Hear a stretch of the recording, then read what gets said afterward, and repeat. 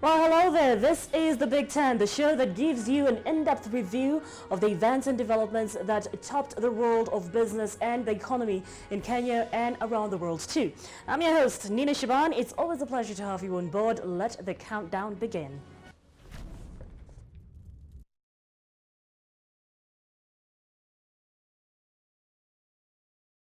This week, 60 world leaders converged in New York for the United Nations Climate Summit, which coincided with the annual UN General Assembly, and the meeting was aimed at reinvigorating the faltering Paris Agreement at a time when mankind is realizing more greenhouse gases into the atmosphere than at a time any other time in history.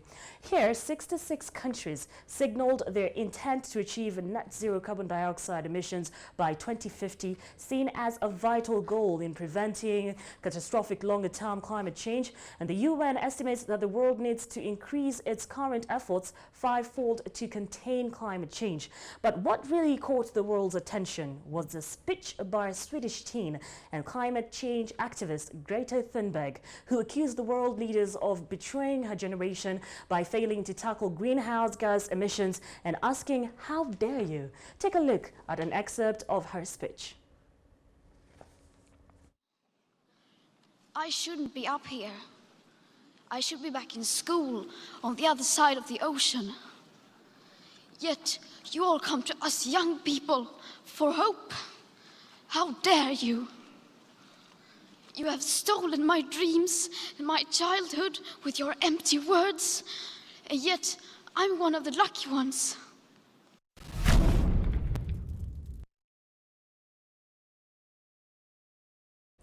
Now, in other global news, one of the world's oldest travel firms, Thomas Cook, collapsed into bankruptcy, leaving some 600,000 holidaymakers stranded worldwide and 22,000 staff out of a job. Sparking off the United Kingdom's biggest repatriation since the Second World War, the 178-year-old debt-plagued group, which had struggled against a fierce online competition for some time and blamed Brexit uncertainty for a recent drop in bookings, failed to secure about 26 billion shillings from private investors and collapsed in the early hours about 4 days ago. And Mexico is among the countries that are bracing for a very powerful impact from the collapse of Thomas Cook. A day after British travel firm Thomas Cook collapsed into bankruptcy, the impact of its collapse is still sending shockwaves around the world.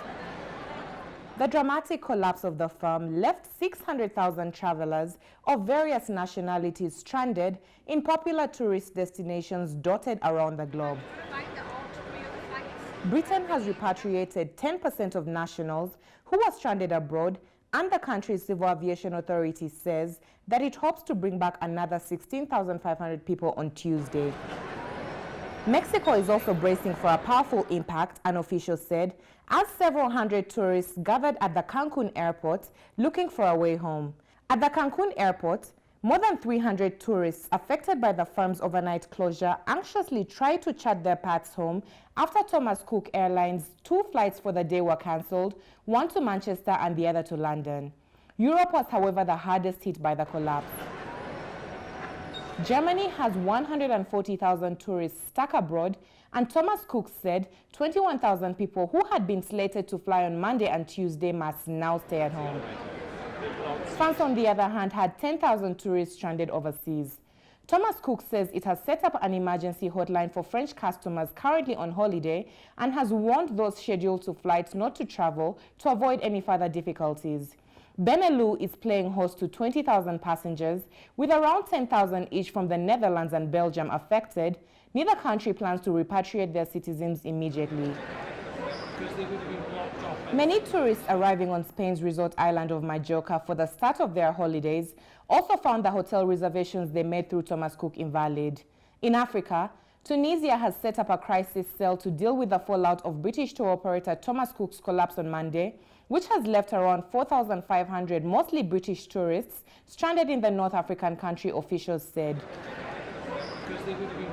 Tunisian authorities said officials and tourism industry representatives from both countries were to meet on Tuesday with Tunisia's central bank. Thomas Cook collapsed on Monday, leaving hundreds of thousands of holidaymakers stranded and sparking the UK's biggest repatriation since World War II. The 178-year-old debt-plagued group, which had struggled against fierce online competition for some time and blamed Brexit uncertainty for a recent drop in bookings, declared bankruptcy after failing to secure about 26 billion shillings from private investors.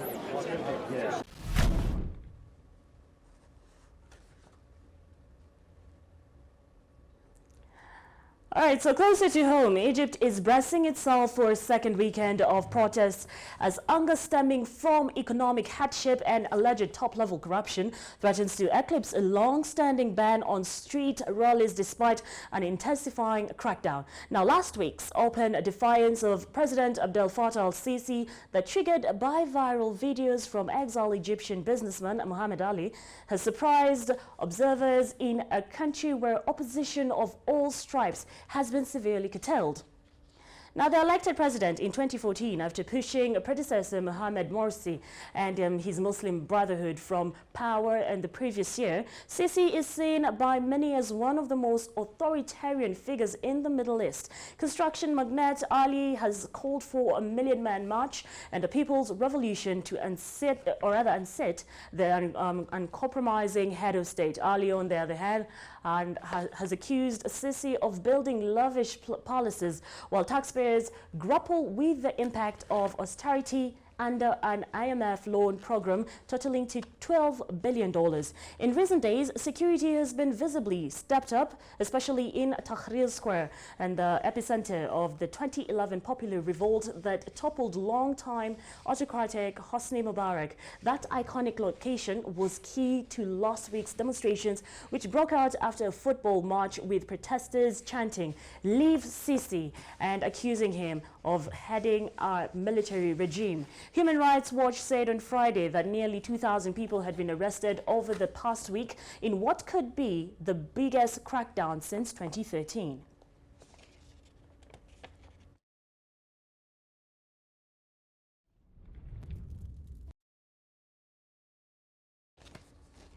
All right, let's check into our nation. Did you know that only a third of the country's population is adequately prepared for retirement? Well, that is exactly the situation. This is according to a survey commissioned by the Association of Kenya Insurance on retirement preparedness in Kenya.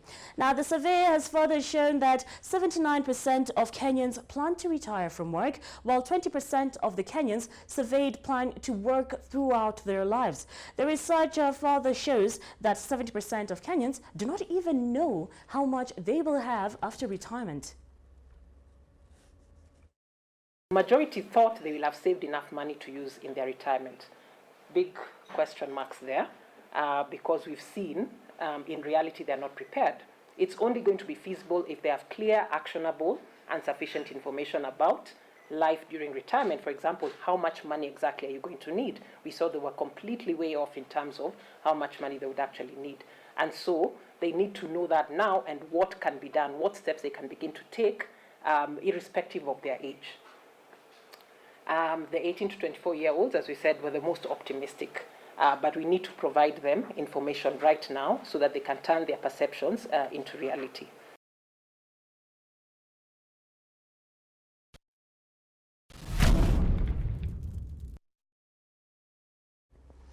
Elsewhere, the number of cyber threats detected in Kenya has more than doubled to 26.6 million cyber threats between April and June this year. Now, the latest quarterly report by the Communications Authority of Kenya covering the period between April and June 2019 indicates that the National Kenya Computer Incident Response Team detected increased cases in malware, denial of service, web application attacks, as well as system vulnerabilities.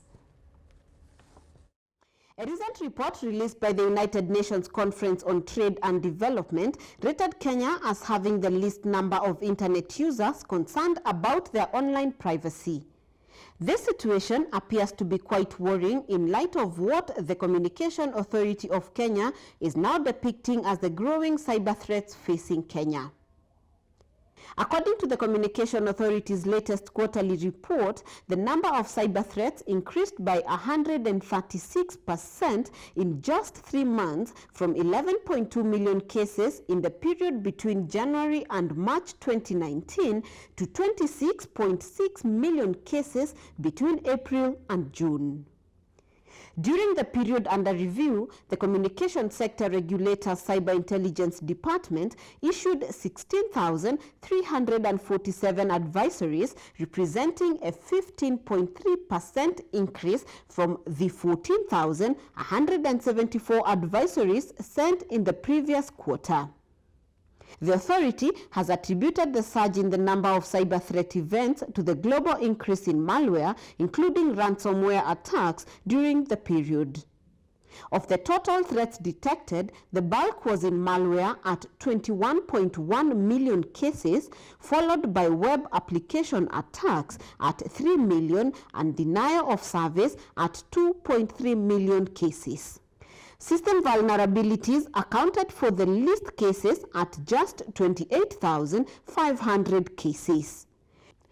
Early this year, a report by Pan-African-based cybersecurity consulting firm Serianu estimated the cost of cybercrime on Kenya's economy in 2018 at 29.5 billion shillings. For Metropol TV, I am Rosemary Kinyanjui.